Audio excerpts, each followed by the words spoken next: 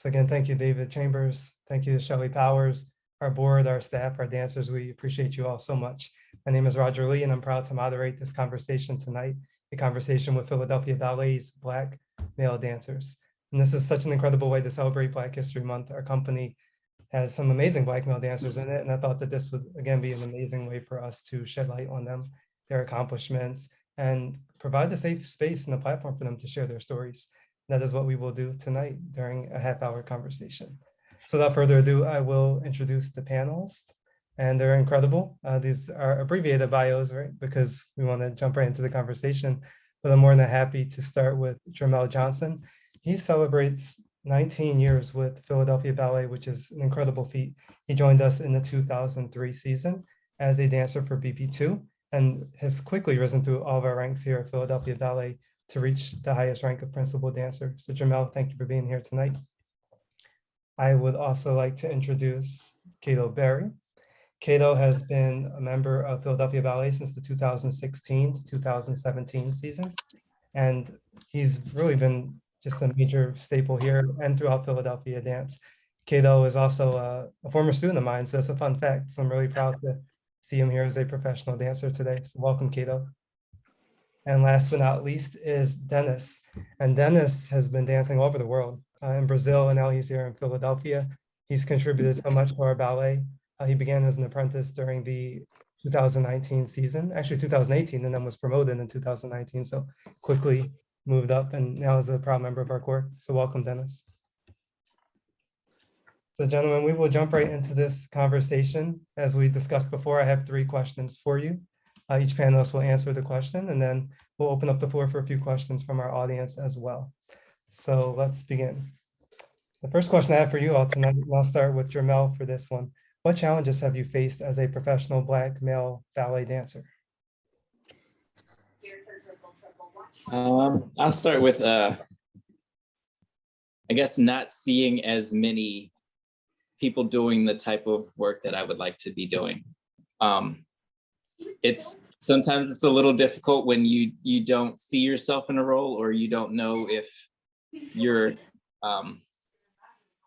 not getting the role because you're not there yet, or you just visually don't look the ideal part for a certain role. Convincing myself that I can look the part, and also that it can be done no matter what I look like. And also just physically, some of my lines look different than typically they would possibly in like a Prince Charming type role. It's just, I've got a lot of power in my legs, and usually you see guys who are like very leaner as far as the lines and aesthetics, but it's just a different dancer. And I think it looks nice to have a wider range of bodies doing those types of roles.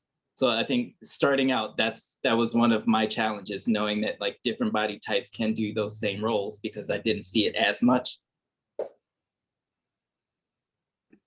Well, yeah, absolutely agree. As a dance lover, right? In the dancer, aesthetics, right? Just the things you're bringing to the table, it's different. And yeah, you want to be appreciated as an artist above all. So I really value the perspective. And then also there are certain things like hair and makeup, which I had to figure like a lot of that out. You don't know what looks good from the stage, or what complements your skin tone, or what hair is like, I guess, correct for whatever role. So it's been a lot of trial and error in that too, finding out what looks nice, what looks appropriate, what looks natural, what is acceptable, and what's comfortable. Absolutely. Thank you for sharing that too. Hey, Cato, I would love to hear from your perspective too. What challenges have you faced as a Black male ballet dancer? Yeah, I mean, I think Jermel really got it right on the nose. It's like being able to see like your role models, like other Black male dancers, being able to do those parts, and just like knowing that one day, like you can do that part, that you don't need to look like Prince Charming or whatever to do that part. That was the biggest thing for me. And especially like when I was still in school, I like had basically not seen any Black male principal dancers. And that was also because of where I was and like stuff like that. But they weren't like exposed to me that much, and so I just didn't know if it was even possible, kind of thing, you know. So, yeah, but I think Jermel really like got it on the nose. Well, thank you for sharing that, Cato. And yeah, something we're learning more and more as we do DEI, and they work, right, in initiatives throughout the world. I'm not just here at the ballet, but your representation matters, right? And when you see it, you can be it, kind of thing. So yeah, it's really powerful when you can see principal dancers that have achieved the rank and they look like you. Yeah, that's another thing why I was able to join here, and I was able to see Jermel doing all these parts and stuff, and it was just super inspiration. So Wow, I love it. It's like generations here, right? Yeah, so we have people at all stages of their careers. It's very powerful. Well, thank you, Cato. And Dennis, last but not least, we'd love to hear what have the challenges been for you. Hey, so yeah, Jermel point, good like situation and good point that I have been faced as well. And one of the things that I faced a lot when I started dance was about my shoes, because in that moment we did not had skin tone like brown shoes, and I always had to make up my shoes. But also I had one situation, I remember when I was in the whole company in Brazil, that the company was making the production of Swan Lake, and I was doing the prints. And after all the shows, we had a Q&A, and one person in the audience came to the director and asked, why are you putting a black dancer to do a prints if you have all those guys on stage? And she was like, I did not think about that. I just put him because I think he was ready to do this role. So I think it's also about what the audience sometimes expect. So you need to be, I mean, the organization needs to be prepared, you know, to face those situations as well. But yeah, he made a good point, saying that you need to be ready for all those things, and you know, like knowing that you're gonna challenge all this situation and be strong, and just don't worry about, you know, you are like that, and this is what it is, you know. Wow, that's very powerful, Dennis. And yeah, it's almost like a re-education, right? To say, hey, within your artistry, right, you can deliver so much to a role. So it's almost like a re-education of sorts, right, for folks to even imagine a Black dancer in certain types of roles. And like you said, you might have all the technique and everything that you're bringing to the artistry, but yes, kind of how do you get everybody else on board to see what you see for yourself? I mean, really powerful points, guys. Thank you for that. I think it's a great way to start this conversation off. So we're going to transition to my second question now. How can the ballet world at large, so beyond Philadelphia, right, we're talking global here, how can the world's ballet world better support its Black male dancers, right? Dancers that contribute so much to the industry as a whole. What can they do to better support you guys and the next generation of Black dancers to come? Another difficult one. I think not expecting for me, just an idea, not expecting one person to speak for everyone. I think because there aren't a lot of Black people seen in the companies a lot of the times, I have a fear of not wanting to be that stereotypical, like what they see as a angry Black man, when it just could be me having a bad day, and it's just, we're all human. We all get frustrated and have moments of frustration. Having that frustration come out at a time where somebody else is experiencing something in their life outside of the ballet, and then they encounter me, and then that's what they take away from that. I've always had this like almost like anxiety of like, I've got to set the bar for people who kind of look like me and function like me, but aren't really seen. So it's like, I feel like I speak for everyone, when I really don't. Like there are like so many, like you can't like everybody, you won't like everybody. Everybody's different. They're going through different things in their life, and past.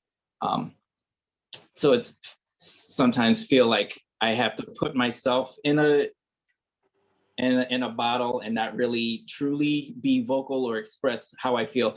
However, I like to do it politely and it's like thorough as I can so people understand and it's like not to offend, but sometimes I'm just not having a good day. And I feel like I don't want to put that out there that like if I'm one of 2 Black people that is encountered, that's what someone who is like just really unaware of how people function.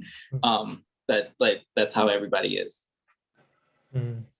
That's such a powerful point, right? So many times being the first, being the only, right, carries such a pressure and a huge pressure. And like you said, you know, for you to have just basic human emotions like anger, sadness, happiness can't reflect or shouldn't reflect an entire demographic in that way. So and that's really Right. I love that. What are you thinking about this, Cato? Yeah, how can again the ballet world as a whole just do better supporting its Black male dancers? Yeah, I think it could start like in the schooling, because like I said, for me, it was just not being able to see other Black male dancers doing it. So I think if they did more like outreach, like programs, and just like got more people, more ethnic people into ballet, and just like made it more culturally like our more just like diverse, I guess, just to make everyone feel more comfortable to like want to do it, to want to try it, to want to like not just be like, oh, this is a girls thing or this is a white people thing. It's an everybody thing. It's an art. So I think that's the biggest thing. It's just like getting the diversity to make it like, I don't know how to phrase it, but like, you know, just like with the diversity to make it the new normal, I guess. Mm. Yes, I see what you're and hear what you're saying. So it's yeah, it's deeper than just like you said, a one-off, right? It's not a one-time thing that's kind of ingrained in the fabric of the Yeah, so that school children see themselves represented. yeah. If they can get like, yeah, exactly. Just show like Jermel and all these like inspirational dancers and like just show them off to the world. And I think that it would just grow the Black community in ballet so much. Mm. Well, you agree, yeah? Because there are a lot of people out there who absolutely love the art form, and like you said, they're just waiting to feel like they can do it, right, or be a part of it and support this. Yeah, and we know that these education programs are incredible, right? They really do change the trajectory for somebody to be at a school assembly and just have that epiphany moment, like I want to pursue ballet. So many people have that story, right? Exactly. The first time they see it. Yeah, exactly. Yeah, in the school. Well, I'm really proud of you. You know, you're making that difference as well. Yeah, you're being there and you're doing these events and these shows. I think it's really incredible to see that. Awesome. And Denis, how do you feel about this? Again, what can the ballet world do as a whole? So yeah, Kato made a good point. I think the fact that you're showing like Black dancers a lot right now, we haven't seen more Black dancer, is gonna incentivize more people in the audience, like little kids that might want to be dance and they, you know, they did not see Black dancer before dancing. So I think this is a good point, like having people to show so you can motivate or not and other people to come in and try, you know. Because I remember when I started dance, I did not have someone to look it up. But when I had my first audition here to Pennsylvania Ballet, the first person that I saw was Jermel. So it was kind of like, whoa, I'm seeing someone like me, so I might fit in this company. Because what I heard a lot when I was in school was try contemporary companies because Black dancer fit more in contemporary companies. You might don't find a job in one classical company. So I think it's good to show all those people, you know, like all these talent people and motivating others to come in. Hmm. I love that you said that, Denis. I also love something that you said about when you know the ballet world knows as a whole that Black dancers do fit in. Right? Black male dancers can absolutely do this aesthetic, and like you said, it's amazing if they do want to do contemporary other forms, but there's absolutely a place for them there, and I think it's slowly but surely starting to be much more the norm and the narrative. But yeah, there's some further that we have to go with that, I think, on a global scale. Yeah, Jermel.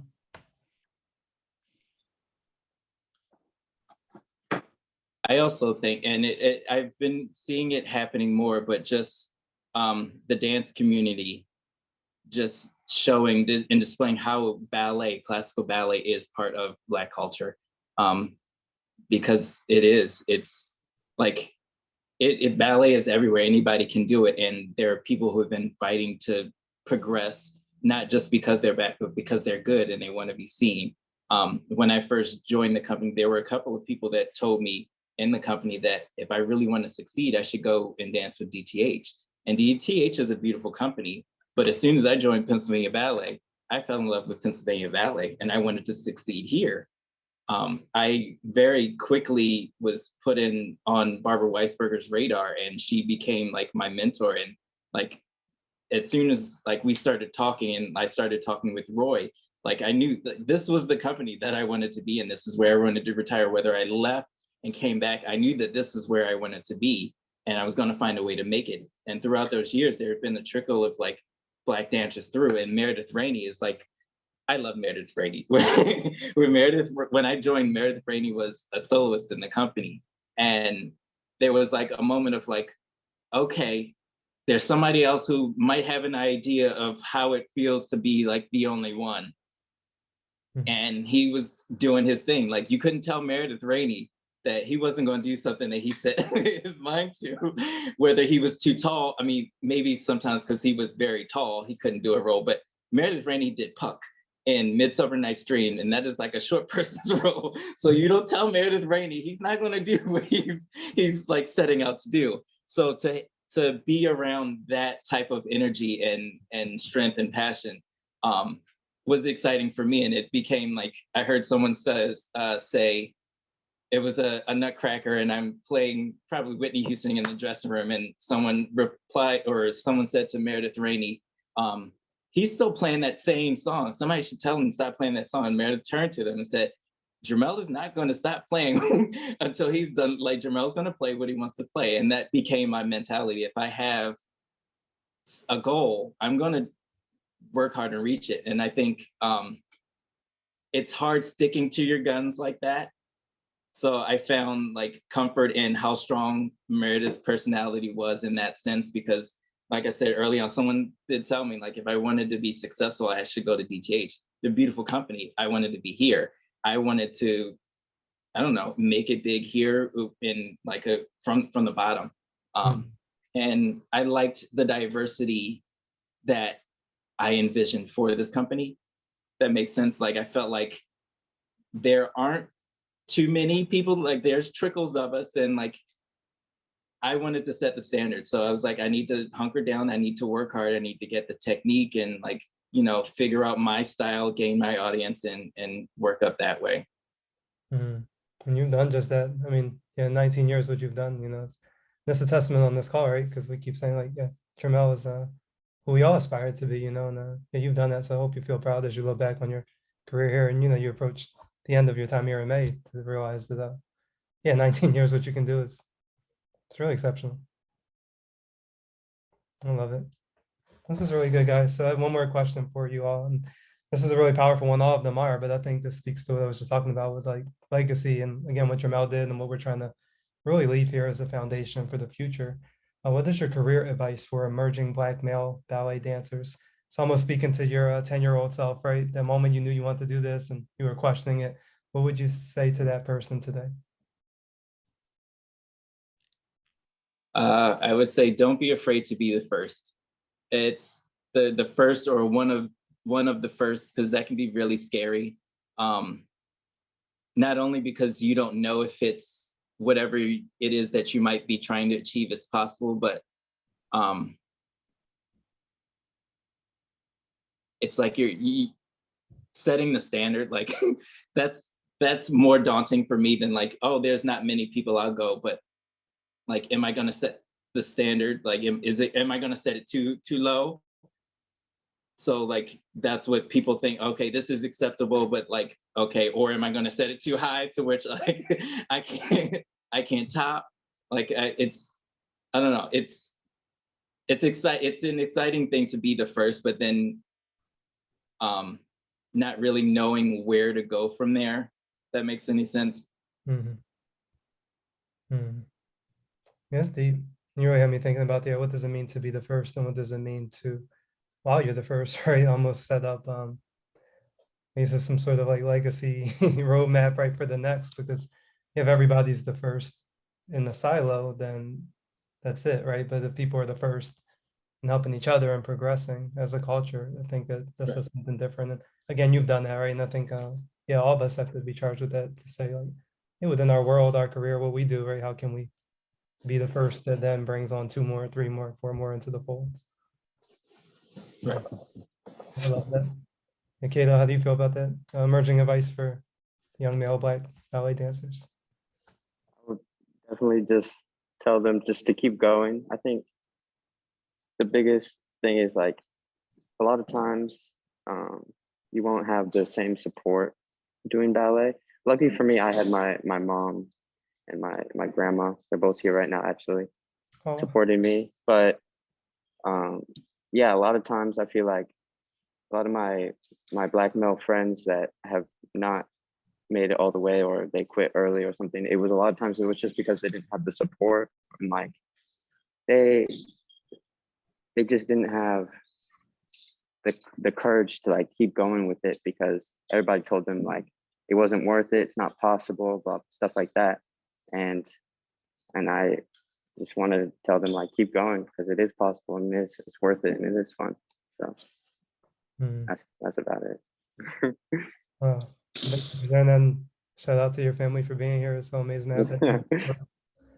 Yeah, it's funny. It was Danny's question, actually. I saw in the chat now. She was asking if dancers found support in their family, and you're a living testament for that.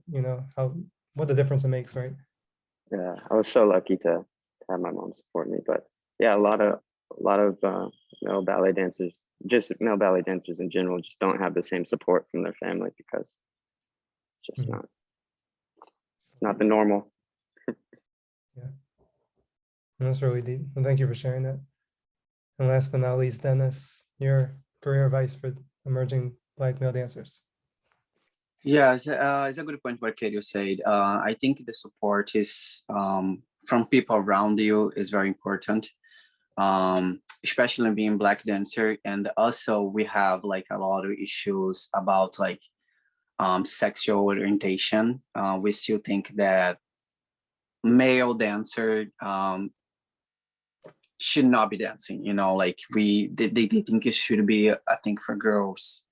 And I remember in my school when I was in Brazil, like back like 10 years ago, I had a lot of friends that stopped dance because of the situation. They love to do that. They like to be in that environment. They like to be around those things, but they didn't know how to support in the house. They didn't know how to support of their family, their friends in the school. They are bullying. So I think you have like, if you have a support around you, even your school director or like a friend in the dance studio is very important. Yeah, thank you for that. And you've seen it from all over, right? And you have such an awesome global perspective, right? And just having that like community, every school that you're in, every company you're in, makes such a difference. Yeah, definitely. Yeah, this is really deep, guys. Oh yeah, Jermel. I always think of more after the fact. The topic of failing, you're going to fail. You're going to have failures. You're going to have lots of failures. They make you stronger. I think is one that if someone expressed that to me early on, then I think I would have like still had a hard time, but like it would have been in the back of my mind, I'm going to fail. I'm not going to have like a steady climb. There were like there was probably a span of maybe 4 or 5 years where I was given like an awesome opportunity and had it taken away because I wasn't ready yet. Like I had like potential, but I just couldn't quite get it together. And that's another thing where it's like, sometimes you're worried that like, is it about the way I look or am I not ready? So there's also that balance. You're going to have failures. They make you stronger. I think that's part of what I felt about like setting the bar. Like if I'm one of first and I get this awesome opportunity and then have it taken away just because I'm not quite there, then how does that look for everybody else? But it's part of what made me strong. I think Roy, I was I was probably in Roy's office, like, like at least like once a week, just trying to figure out like how I could get up to where I wanted to be. And that's another part of it, finding communication, even with Angel. When Angel first came, it was completely different the way things were run and expectations of myself and how I wanted things to go. I started talking to him. Like we had like there were some tensions for like a few weeks, and then eventually we just started talking, and it made things like crystal clear, like what he envisioned for me, what I envisioned for myself, how we could come together and succeed. And once we opened that line of communication, it became more about, okay, like what steps do we take to get there, rather than just like, I'll try you, but if you're not there now, take it away. It was, we'll see if you can get to this caliber of strength or whatever to make it. And then another thing that I also battled with was, and Denis touched on it a little bit, just how male ballet dancers carry themselves on stage. Like there's, for male roles, there's like this big machismo or something that I felt like you had to achieve, but that wasn't me. So I struggled with that. But I think once I started trying to prove that it could be done a little bit more my way, or how I naturally move, which is a little bit softer, then people started to see, oh, okay, maybe this role can have a softer touch. It doesn't have to be so over the top machismo, or it felt like demeaning for me. So finding yourself in the movement, which for me is a little bit softer, a little bit more flamboyant. And even with something like, I'll use an example of Drosselmeyer. I got to do Drosselmeyer for the first time this past Nutcracker, my last Nutcracker. And Drosselmeyer is usually portrayed to be older and more just like kind of hunched over. And I don't know, I wanted to make it more my own. So I went with a little bit more flamboyant. So I was thinking magician Fantasia, and I felt like people enjoyed my take on it. So it's also finding ways to incorporate who you are and what you are into the role, and communicating that clearly enough that it can still be that role, but done differently. That's really powerful. And that's the mark of a true artist, right? And you're such a testament to this. It's really, how do you have people remember you, right? You're not just doing a role, but you are actually bringing yourself to it. And that's one of the things I love about all three of you. Actually, all of you have really learned very quickly, I think, how to embody the different roles. And roles that are classic, right? Roles that have been there forever, but yeah, you bring such a fresh, different perspective to them. So, and it's also very scary, because these roles, like everybody knows these roles, and they expect for them to be done a certain way. So for you to look different and trying something different with it, it feels like an extra risk. For sure. Well, this is incredible. Well, let me say this. It's the end of my three questions. I just want to really round this out by saying thank you. Again, you guys are all cementing your place in ballet history, Philadelphia history, and you are making that difference. You are the change makers, and people are seeing you.